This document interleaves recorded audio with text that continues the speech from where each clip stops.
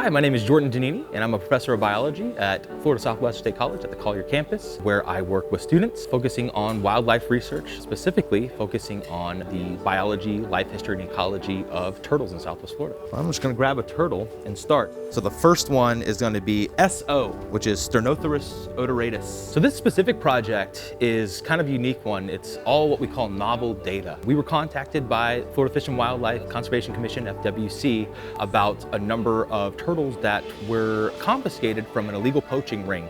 These are species that are native to Southwest Florida and were collected from the Southwest Florida region.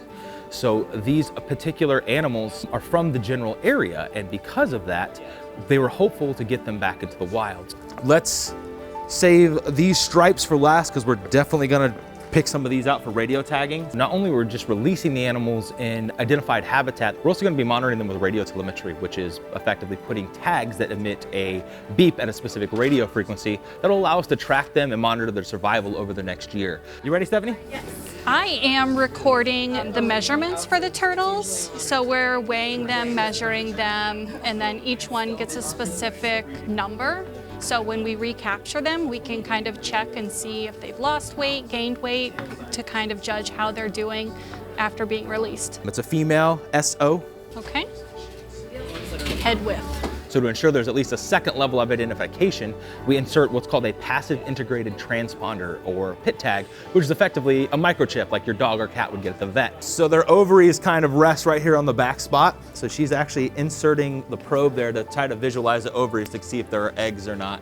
If we're seeing GI tract and we're not seeing eggs or ovaries, that means she's okay to be PIT tagged. Now that this one has gotten its microchip, we give it a scan, and boom, now it's got a unique identifying code. We're actually gonna drop first batch right here. So yeah, I'm gonna hop in.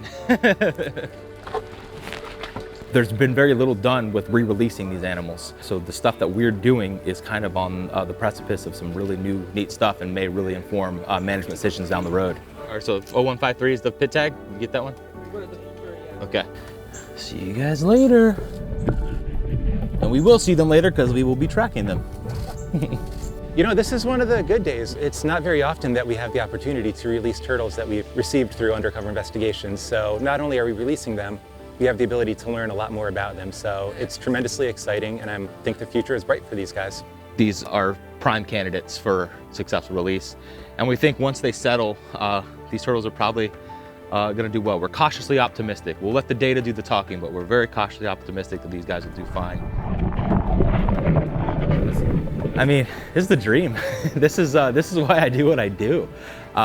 There's literally no more uplifting feeling than knowing you're directly helping with conservation through science. Science is my passion, conservation is my life, and being able to not only participate in those things, but that to be my job is just, I mean, it doesn't get any better.